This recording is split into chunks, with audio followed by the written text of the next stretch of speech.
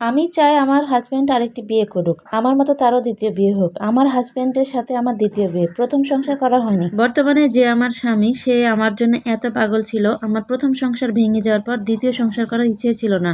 তো তার এত পাগলামি দেখে আমি রাজি হয়ে গেলাম।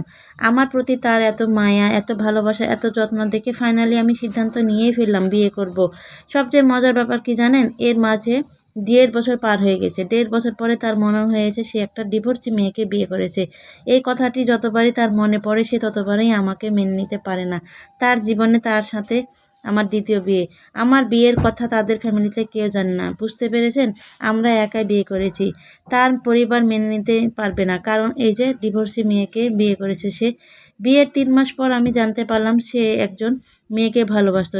7 বছরের রিলেশন তাদের। তার সাথে তাদের পারিবারিকভাবে বিয়ের প্রস্তুতি চলছে। খুব তাড়াতাড়ি তাদের বিয়ে হবে। সবচেয়ে মজার বিষয় হচ্ছে, নিজের চোখে সবকিছু দেখছি কিন্তু কিছুই বলতে পারছি না। ওই যে আমি অবিবাহিত ছেলেকে বিয়ে করেছি। এখন হয়তো ভাবছেন আমি এত কিছু সহ্য করছি কিভাবে। একটা কথা কি জানেন, প্রথম দিকে যখন জানতে পারি তার সম্পর্কের কথা, সে আমার পাশে থেকে যখন ফোনের ঘন্টার পর ঘন্টা কথা বলতো, তখন আমি কেঁদে কেঁদে অজ্ঞান হয়ে যেতাম। সহ্য না করতে পেরে বাথরুমের দরজা বন্ধ করে যে অনেক কাঁদতাম। বলতে গেলে অনেক কম হয়ে যাবে। আমার এই স্বামীকে আমি প্রচুর ভালোবাসি। তার প্রতি আমার রাগ করে 2 মিনিটও থাকতে সে খুব করে চায় আমি যেন তাকে ছেড়ে চলে যাই, কিন্তু আমার পক্ষে তাকে ভুলে যাওয়া বা ছেড়ে যাওয়া সম্ভব নয়। আমি চাই সেও দ্বিতীয় বিয়ে করুক, তাহলে সে আমার দ্বিতীয় বিয়ে নিয়ে খোঁটা দিতে পারবে না। আর তারও দ্বিতীয় বিয়ে, আমারও দ্বিতীয় বিয়ে। দেখি তখন সে কেমন করে। বুঝতে পারে কিনা একটা মানুষ একটা মানুষকে কতটা ভালোবাসলে দিনের পর দিন, রাতের পর রাত এত মানসিক অত্যাচার সহ্য করেও তার সংসারে পড়ে থাকে। হারাতে চাই না তাকে আমি একদিনও। সে একদিন না একদিন ফিরে আসতেও পারে আমার কাছে। আল্লাহ সবার মনের আশা পূরণ করে দিও। এই গল্পটি এক আপুর জীবনী থেকে নেওয়া হয়েছে। আমি চাই আপুর মনের আশা আল্লাহ যেন পূরণ করে থাকে। দেখবেন কিছু কিছু সময় আমাদের মনের ভিতর অনেক শান্তি লাগে, অনেক শান্তি অনুভব করি। কারণ কি জানেন, আমরা যাদের উপকার করি তারা অনেক সময় ভুলে যায়, কিন্তু পরবর্তীতে যখন সেটা মনে করে, আপনার জন্য দোয়া করে, তখন আমরা মনের ভিতরে অজান্তেই আনন্দ অনুভব করি।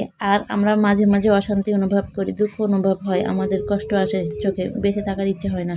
এটা কেন হয় জানেন? আমরা মানুষের আমাদের ব্যবহার বা কথাবার্তায় যদি কোনো দুঃখ দিয়ে থাকি, তার কাছ থেকে মাপ নেওয়া হয়। তার কাছ থেকে যদি মাপ না হয়, তাহলে আপনার কথা মনে করে তখন সে দীর্ঘ নিঃশ্বাস ফেলে।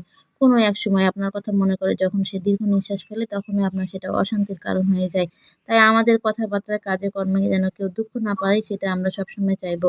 আমরা সেভাবে চলবো, মানুষকে দুঃখ না দিয়ে ভালোভাবে চলার তৌফিক যেন আল্লাহ দান করে, সেই দোয়াই করি সবসময়। পরিশেষে ডিভোর্সি আপুদের আমার একটা অনুরোধ থাকবে, যে তারা যেন অবিবাহিত ছেলেকে বিয়ে না করে। এটা হচ্ছে মূল সংসার ভাঙার কারণ।